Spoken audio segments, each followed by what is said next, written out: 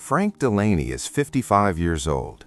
He just retired from the Grand Rapids Fire Department. He has $150,000 in his rollover IRA, and every night he sits at his kitchen table staring at the same spreadsheet. Frank wants $3,000 a month in dividend income. That number, plus his Social Security check, means he never has to touch the principal. But there's a voice in his head. The voice says, "You need $1 million before this works." That voice is wrong. And in the next few minutes, I'll show you why. Here's what you'll know by the end. You'll know the 3 levers that control how fast you get to $3,000 a month. You'll know why the real target is closer to $720,000, not $1 million. And you'll see the exact year-by-year path from $150,000 to the finish line. And the part most people miss is this. One of the 3 levers is pulled by almost nobody. Skip it and you add 5 to 7 years to your timeline without knowing it. Quick note, I'm not a financial advisor or government employee. Everything here is for educational purposes only. For your specific situation, always check with a qualified professional. Okay, back to Frank. The reason the $1 million voice is wrong is simple. Your target depends on the yield. At a 5% yield, $720,000 gives you $3,000 every month. So the fastest path isn't about piling up more money. It's about pulling 3 specific levers at the same time. Most people only pull one. Here's the first lever, and it starts with the calendar. Step 1. Fill every contribution lane the IRS gives you in 2026. Step 1 is maxing out your contributions, every single lane. In 2026, the IRS just handed you a bigger shovel. Most people don't know it yet. Let me walk you through the new limits. Your traditional or Roth IRA limit is now $7,500. If you're 50 or older, you can add an $1,100 catch-up. That brings your IRA total to $8,600 for the year. Your 401k limit is $24,500. With the 50-plus catch-up, that jumps to $32,500.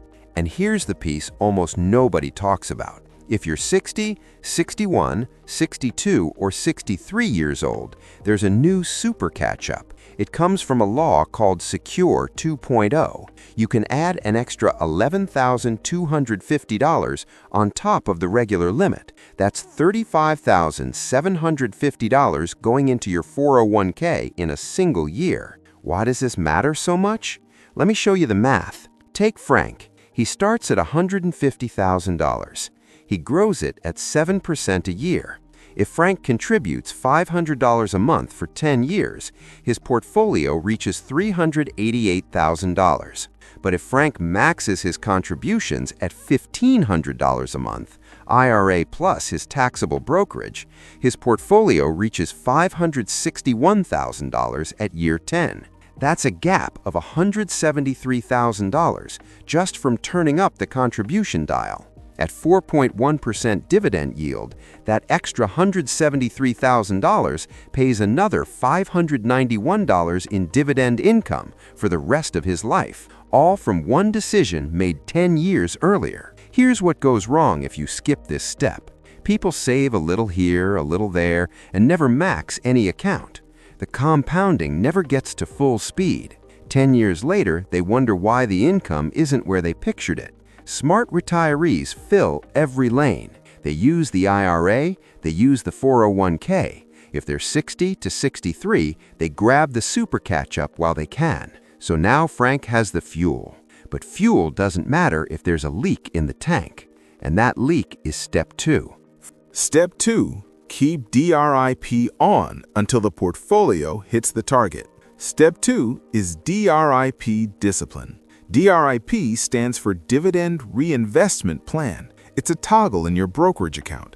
When it's on, every dividend you earn buys more shares automatically. No fee, no effort.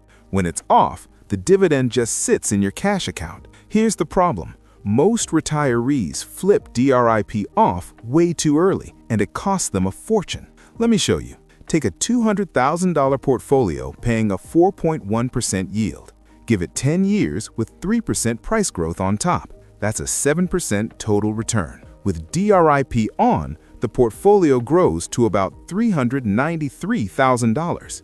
Every dividend bought more shares. Every new share paid more dividends. The snowball kept rolling. With DRIP off, the same portfolio only grows to $269,000. The price appreciation still happens, but all the dividend cash is gone, spent, sitting idle, or parked somewhere earning almost nothing. That's a $124,000 gap from a single toggle switch. Now here's the part that really gets me. A 2025 Vanguard study looked at people who owned equity income funds. Only 12% of them actually needed the dividend for spending, but most still flipped DRIP off anyway. Why? Because seeing the check feels good. It feels like the plan is working, but that feeling costs real money. The rule is simple. Keep DRIP on until your portfolio itself has passed the income target. Only then flip the switch, not a day before. Before I show you the third lever, drop a comment right now. Is your DRIP currently on, or have you already flipped it off to collect the income? I read every comment. So, contributions give you the fuel. DRIP keeps the engine compounding. But there's a third lever that decides whether you arrive in 12 years or 20, and the mistake most retirees make with it could actually shrink their income over time. Step 3. The 70-30 SCHD to JEPI blend. Step 3 is yield architecture, what you actually hold. Most dividend investors pick one ETF and stop there. That's a mistake. Let me show you why a blend of two specific ETFs works faster than either alone. The first fund is SCHD.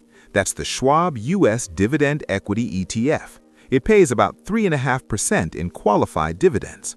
Qualified just means the IRS taxes these at a lower rate. SCHD has also grown its dividend by about 10% a year for a decade. It's boring.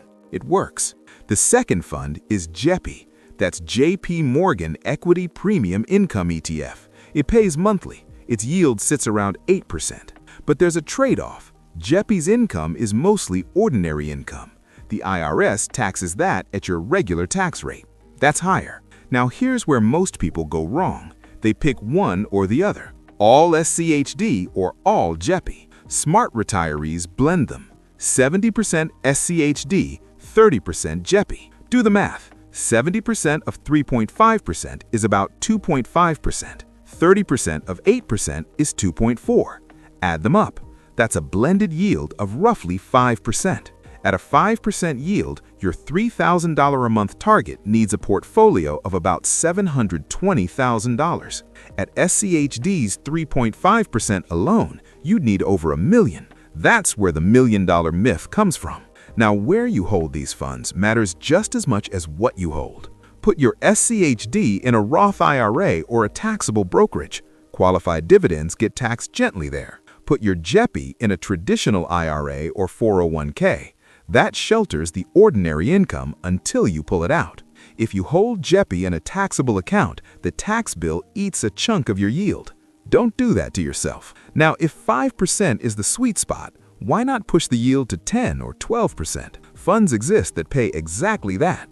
I'll tell you right now, I'm not in them. There's one big reason, and it's the most important warning in this entire video. The speed trap. Why 12% yields are the slowest path. This is the speed trap, and it's where most high-yield chasers lose their retirement. You've probably seen the funds on social media: QYLD, XYLD, TSLY, NVDY.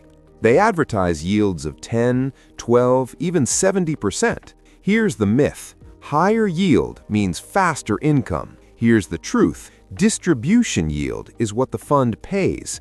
Total return is what your account actually earns. Those are not the same number. Let me show you what that looks like in practice.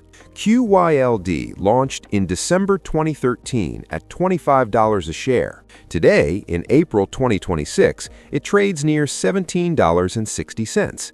That's a 29% drop in the price of the fund itself. Why?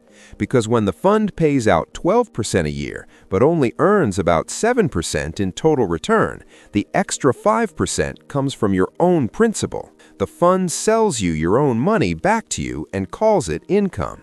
RYLD is even worse. It's down about 39% since 2019. Put it this way. If you invested $10,000 in QYLD back in 2013 and reinvested every dividend, you'd have about $26,000 today.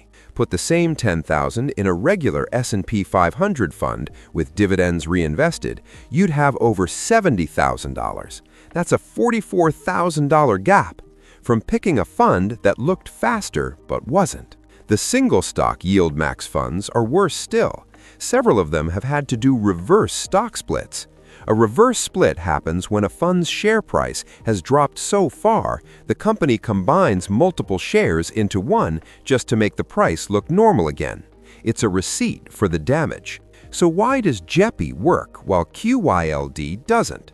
JEPI only writes options on about 15% of its holdings. QYLD writes them on 100%. That's the whole difference. One is a tool, the other is a trap. So, what does the full roadmap look like when all three levers are pulled right? When exactly does Frank cross $3,000 a month? Let me show you. The roadmap and your next step. Here's Frank's exact roadmap. Starting at $150,000, contributing $1,500 a month, a 70-30 SCHD JEPI blend, full drip, 7% total return. At year 5, Frank's portfolio reaches about $320,000. At year 7, it reaches $406,000. At year 10, $561,000. At year 12.5, $683,000. And at year 14.7, about age 70 for Frank, his portfolio hits $878,000. That's the target. At a 4.1% blended yield, $878,000 produces exactly $3,000 a month, every month for life. And here's the part that surprises people. Frank doesn't have to wait almost 15 years to feel the win. In under 3 years, his portfolio dividends plus an average Social Security benefit of around $20,070 already cross the $3,000 line together. Now compare Frank to Helen Marsh. Helen is 58, a paralegal from Tucson. She already has $300,000 saved. She's only contributing $1,000 a month, but her bigger starting pile compounds harder than Frank's extra contributions. Helen hits $3,000 in portfolio dividends alone at about year 11 and a half. The lesson from Helen's path is this: what you've already saved works harder than what you save next. So, 3 levers. Max contributions, keep drip on until you hit the target, smart 70-30 blend in the right accounts. That's it. That's the fastest, honest path. Remember this, the fastest path to $3,000 a month isn't the highest yield, it's the steadiest compounding of the right yield. Write that down or screenshot it. This is the rule that changes everything. If you know someone chasing a 12% yield and about to make a painful mistake, share this video with them right now. It could save them 5 years and a lot of money. Now drop a comment. Tell me, are you already collecting Social Security or are you still planning for it? I want to know where you are on the journey. If you're building retirement income and want to stay ahead of changes like this, subscribe to Dividend Hustle. I cover everything that protects your income. Next week, I'm covering the one moment when it actually does make sense to flip drip off and the 4 signs you know you're finally there. See you then.